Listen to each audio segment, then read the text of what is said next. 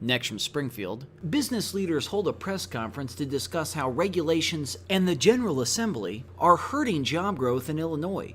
This runs about 30 minutes.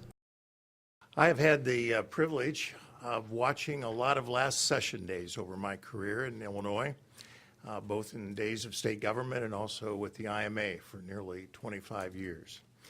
Today ends what I think to be one of the most unfriendly business to business from an Illinois General Assembly that I've seen in all the years that I've worked here. My Democrat friends like to say that we are in a race to the bottom. Unfortunately, I am here to tell you that we are winning that race, and that means that Illinois businesses and Illinois families are losing.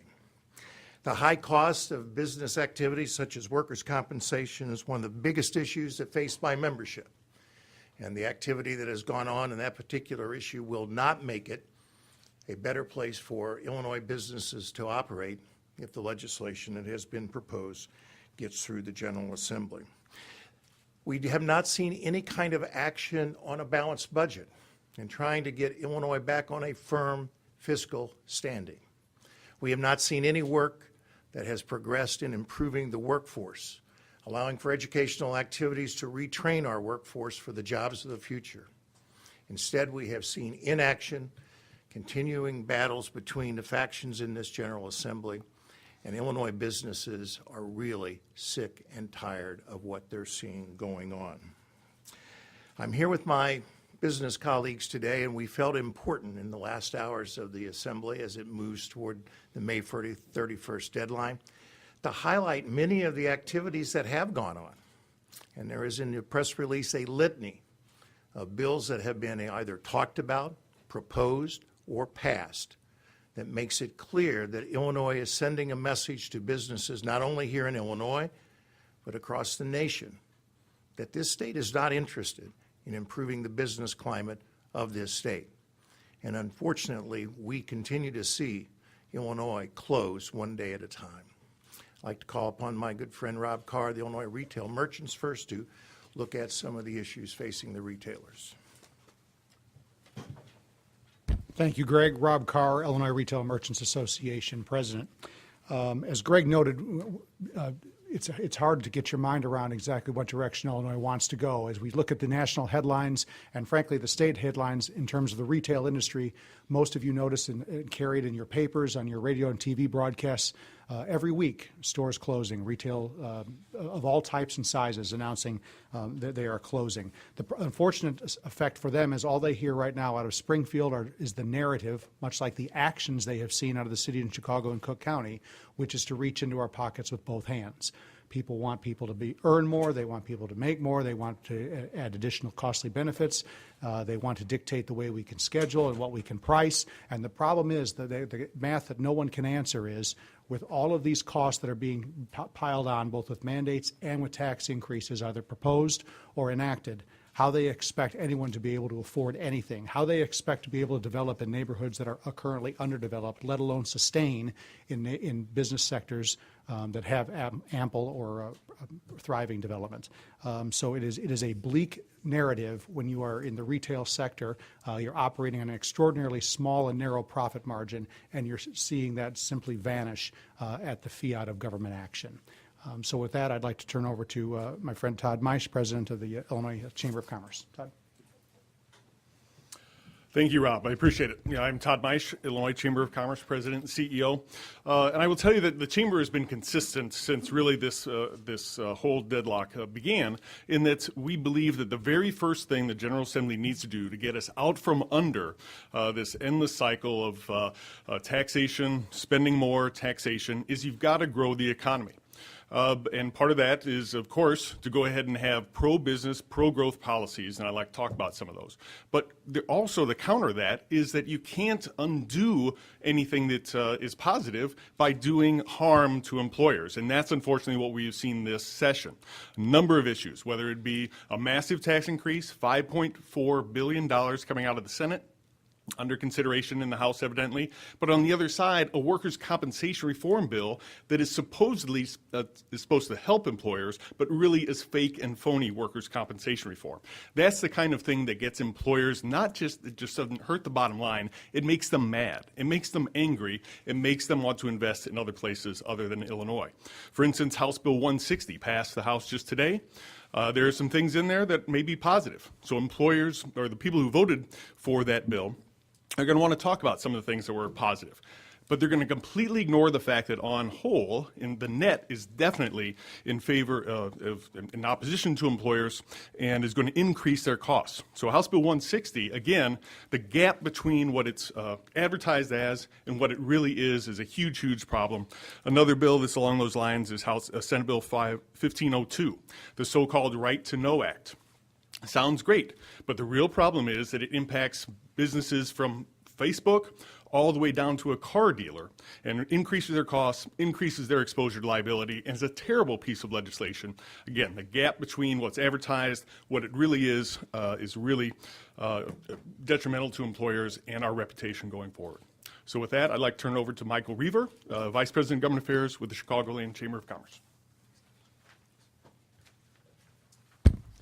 Michael Reaver, Chicagoland Chamber of Commerce. Chicagoland Chamber of Commerce has a unique perspective, especially on what's going on in Springfield today.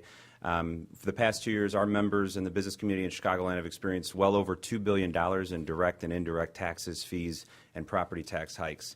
There's a complete unawareness down here in Springfield of the inaction that's going on here and how it impacts our members in the business community in Chicagoland.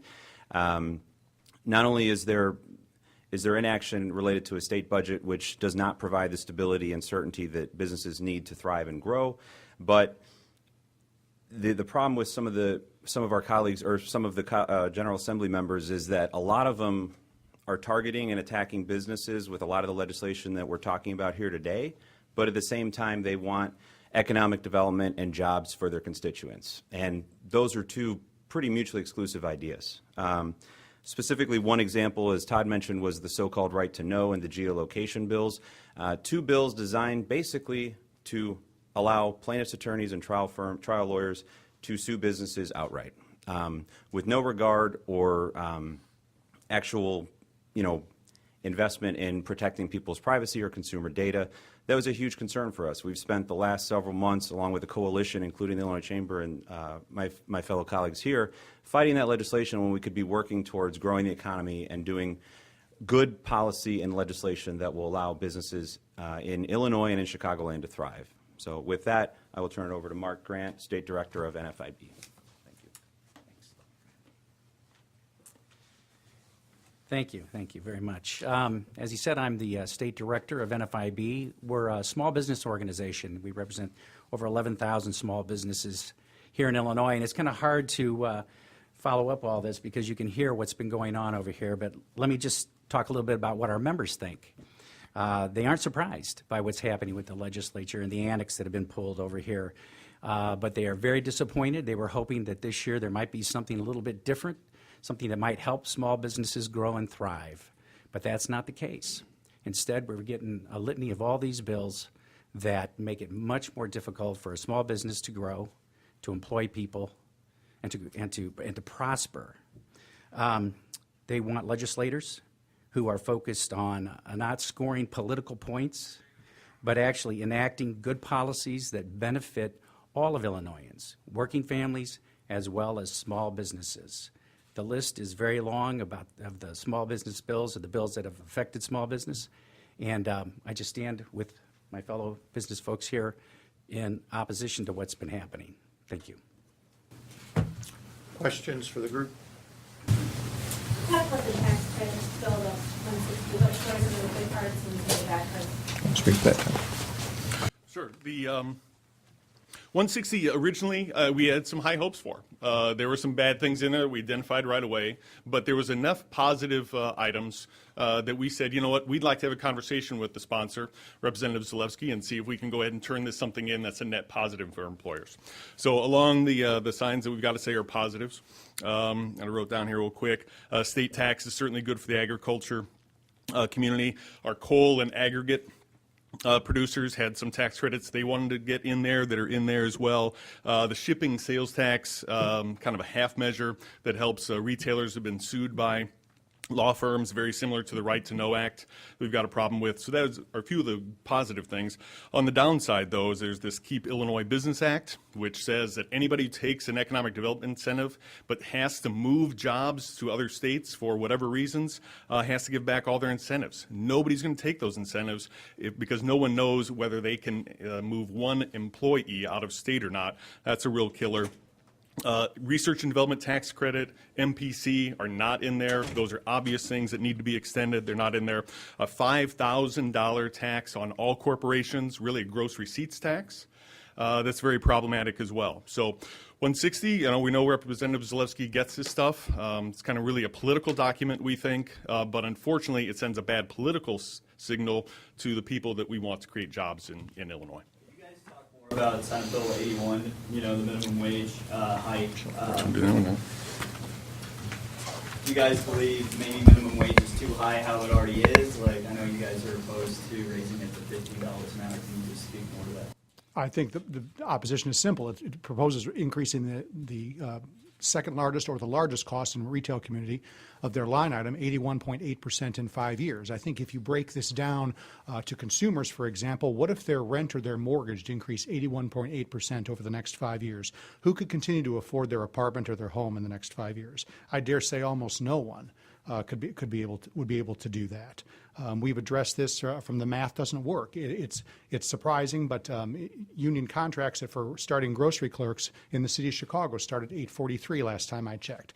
Those are negotiated contracts subject to the laws of economics, right? So clearly that math doesn't work for them. They like to target large corporations and suggest, well, if you didn't pay the CEO as much, so we practice zeroing out CEO money.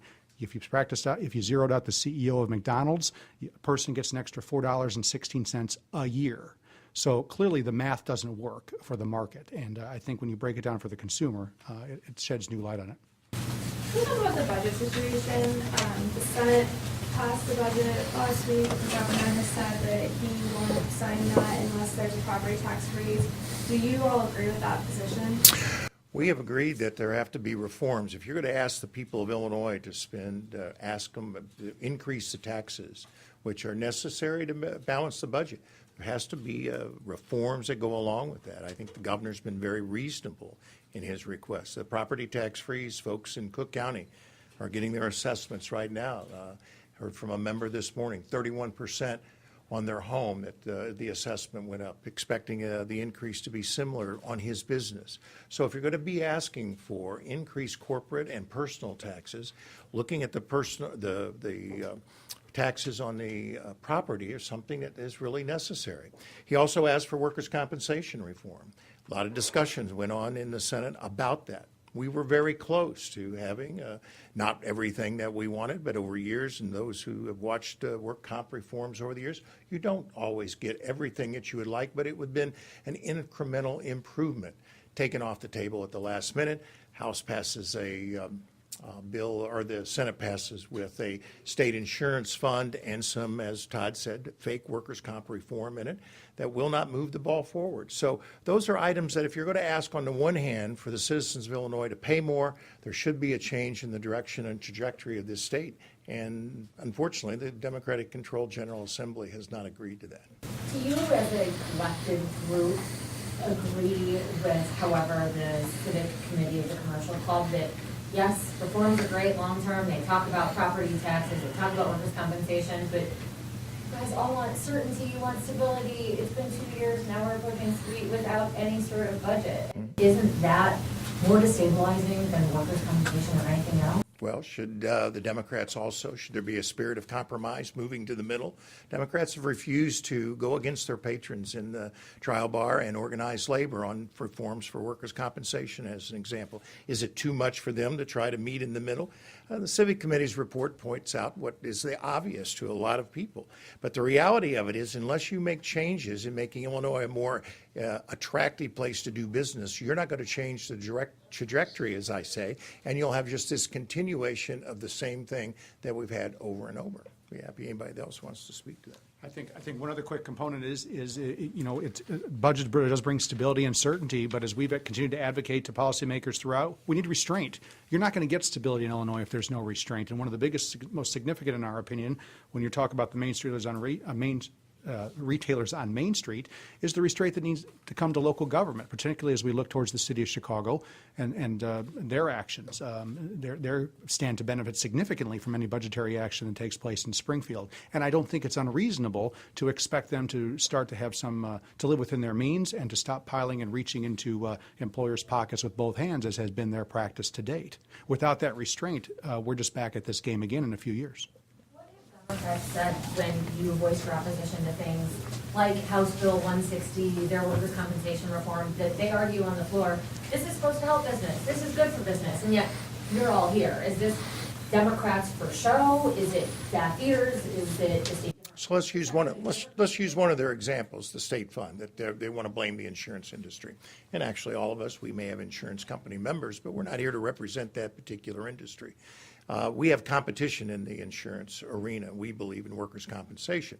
So they passed a state fund. That's going to take anywhere, estimates of $50, $100, $200 million to capitalize a state fund to be able to compete in the marketplace where there are already 300 companies writing workers' compensation in this state. Do we think that's a real reform that is going to offer a downward pressure on price on workers' comp costs in this state? No. So when they want to talk about that reform, it's really an obfuscation. It's a misdirection of what the real problem is in our work comp costs. And they really don't want to work on changing that because you have tremendous opposition from the trial bar, organized labor, medical community on all of the things that go into workers' compensation. And frankly, a General Assembly without strong leadership internally will not take on those challenges. Can you address, and it came in late, so I don't know if you did already, but they extended, at least the House bill, to extend the EDGE credit, but they did include research and development, they didn't include manufacturing purchasing credit. Right. Todd talked to that. Yeah, we did talk to 160, and there are real problems with it. There are a few things in there that are okay. And that's, I'm sure, what the Democrats will go ahead and play up. Problem is, they're not going to talk about the things that are really detrimental to the business community and obvious things that should happen that have not. Research and development, MPC, probably at the top of that list. Graphic arts could be in there as well. But $5,000 new gross receipts tax to all sorts of corporations. Some of the other things that are in there, it definitely is a net negative for employers. Unfortunately, again, just another kind of boondoggle, I think, to check a political box that says we did something on tax reform when in reality it made things worse on whole. And Greg, can you address the research and development credit? Why is that so important to the manufacturing? Well, look at the companies we have in this state. Major companies are lifeblood, is R&D, to be able to be planning for the future. And we are now going on, year 3 without that tax credit. We have a pharmaceutical industry in this state that on average pays over $100,000 per job. Shouldn't we be encouraging that particular part of our economic sector to grow? This is a discouraging point to them in not having that kind of tax credits. So it's sort of mind-boggling that a General Assembly wouldn't understand that, and whether it's Republican or Democrat, these are about good middle-class jobs. We talk about all the time the disappearing middle class in Illinois, in this country. And one of the reasons that's occurring is the fact that good middle-class jobs, whether they be in the retail sector, service sector, or manufacturing sector, we're not growing in this state. We've lost 100,000 net jobs since 2000 across all sectors in Illinois, while we've grown 400,000 in population. So the things that the trend is wrong in being able to increase the number of jobs that people want to stay here. And you all hear it yourselves. People are looking for opportunities to go elsewhere and not stay in this state. Greg, Dan Elders, given that we had this weak economy for so long and the job loss you mentioned, what accounts for basically you guys losing the political fight when you walk the halls and talk to the lawmakers? Why are you not getting more cooperation? It would seem in this environment people would finally say, we got to do something for the business. It would seem so, wouldn't it? You would think that it would not be this hard. The numbers show it. And as Chicago has lost more population than any other major city in the country. This state's growth has been stagnant. as states around us. You've heard me talk, Terry, time and time again, just about the manufacturing sector, that Ohio, Michigan, Indiana, all have increased since the recession of '09. Significant numbers in their manufacturing sector. Illinois, totally flat. So somebody's got to wake up one of these days and say, what are we doing wrong here? And I think Rob hit upon it, because you've got local governments that continue to put pressure on their taxpayers locally, statewide. The unfortunate part of this fight that we have seen for the last 2.5 years in this state is the fact that we cannot come together over a common sense approach to improving this economy. Bruce Rauner may have asked for things that he could never have accomplished with the political reality of the third floor in this building, but I would say that portions of the third floor in the Democratic Party haven't moved to try to compromise with him in moving forward on some of the business reforms and other economic reforms necessary. Do you think that politics or the political climate might have something to do with that, particularly the fact that the campaign never ended? There was never a period of time in this building where people were just governing. It's been a continuous campaign from the beginning. Yes. I mean, I don't mean to be snippy about that, but yes, politics, and I said today earlier when asked, I believe that the politics of 18 have already invaded into the legislative actions of 17. You're already seeing that. I think that the actions that are being played out on both sides already that are playing out what the 18 race is going to be about makes it more difficult to solve these problems. That to the principals on both sides and urge them. Well, we really haven't been asked my opinion of that. I don't know if the others have had those conversations. So, given that, I mean, next spring is going to be even more difficult. What do you have a game plan for the summer and spring to keep businesses in Illinois? You know, if there's no legislative solution. Well, I think all of us here represent various sectors of the business community. All of us are on the road talking to our members, to news media outlets. I made 25 speeches this spring about the manufacturing situation in this state. The theme of it, Illinois is closing one day at a time. The fact that we're not keeping up with manufacturing jobs at our neighboring states. These gentlemen make the same kind of statements about other kind of industries. We've just got to keep really shouting from the rooftops that there has got to be a change here. And frankly, you don't see the legislators, I guess, have the kind of feeling that, well, we better do this now, or what will we do next year? There just doesn't seem to be the sense of urgency, and that's very disappointing. I'll comment on And we'll be embarking on similar tours throughout the summer to educate lawmakers, and I think to reach out to non-traditional allies as well. One of the themes that we have come upon the last couple months is reaching out to local governments. Mayors have got to become aware, and frankly, city councils have got to become more willing to engage in this debate, because for the retail sector anyway, we are typically their largest revenue generator, and without us. Without a healthy Main Street, they're going to have a really hard time continuing to deliver the services they think they want to deliver to their citizens. What are you hearing from your colleagues from small associations in neighboring states? What's their viewpoint of Illinois? Are they patting you guys on the back saying, hey, keep, because they're getting more businesses? What's that conversation like? Do you guys have those talks? Well, yeah, I do, and I'm sure everybody here does. I mean, they can't believe it. They scratch their head. Is it really that bad? I mean, you see the quotes that, we don't want to be Illinois. I mean, we are the laughingstock of the nation. No budget, largest unfunded pension debt of any state in the country. The idea that we've not been able to move forward on economic reforms. I mean, when I started in this business, if you would have told me 20 years ago that the state of Indiana would be putting up billboards encouraging people to come to Indiana, you'd have laughed at it. Really, Indiana? But that's what's happening. I have a board chairman who needs to expand his steel operation in Bedford Park. He is looking at increased property taxes. He look at the fact that the pension debt in this state continues to spiral out of control. The idea for him, and he's got 5 facilities around the country, for him to pick Illinois, the Bedford Park facility, as the one to expand is most likely not going to occur. And he is a participant and active in the civic business of associations and doing things. So what do you think corporate leadership who might be sitting in Germany, New Jersey, Texas thinks when they look at Illinois and they make a decision? Are we going to go to that state? I mean, the answer is easy to make for those folks. You said that you brought up a story about a company that was looking in Houston and Chicago for their offices, and they chose Chicago because their employees like the parks, the museums, the schools, public transportation, the services, and that's why they decided to move there. And it was not over workers' compensation, it was not over these business reforms.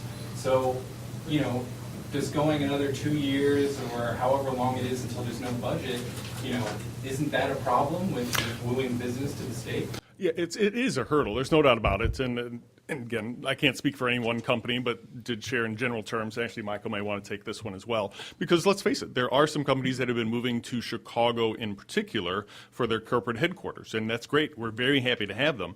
But we believe it's very much in spite of our problems. And I think that the curve is just getting steeper and steeper and steeper the longer this problem goes on. And what you really get within this inaction, going back to an earlier discussion about where the Democrats, can they come in the middle? Their refusal to move at all sends a very, very strong signal to the rest of the business community that without Governor Rauner here, we'd be likely to be passing a lot of these things that I think the governor is going to go ahead and veto. They could become the law of the land in 2 years. And that is going to, the fact that they're unwilling to act now on any kind of compromise, I believe sends a strong signal that they believe post 2018 that we're going to only accelerate the downward path, and that's going to be a real problem. But I don't know if Michael wants to talk particularly about Chicago. Yeah, to your question, I think first off, it's worth noting that one size doesn't fit all. So for whatever reason one business comes to Chicago, there's completely different reasons why another or others may come to Chicago.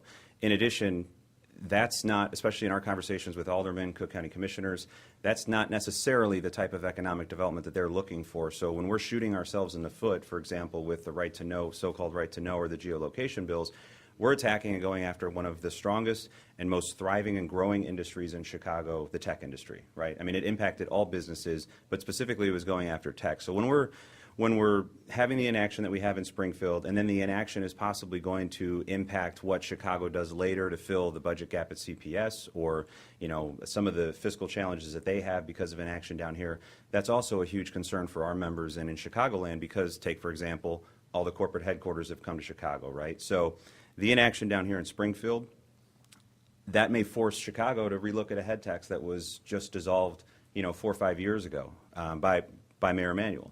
So there's I think there's an incomplete conversation that's going on here in Springfield, and part of our job, Chicagoland Chamber, is to remind these legislators across Illinois what we've already done in Chicago. And again, $2 billion in indirect taxes and fees.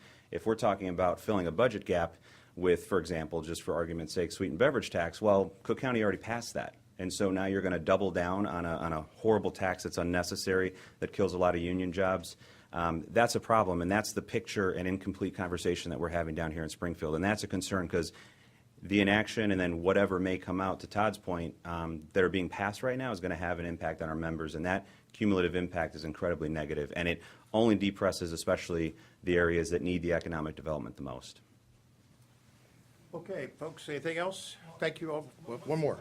Message that you're putting out to your members. I mean, we hear all the bad bills that are going forward, and if the governor's not there, then they would become law, if he doesn't veto them, and so on and so forth. But what's the message you are trying to give to your members, especially after The message is this was a very unfriendly General Assembly to business. It's got to change, or we're going to continue to see the downward spiral. We don't have to convince our members of that story. The general population needs to hear that story. Okay, thanks, folks. Well,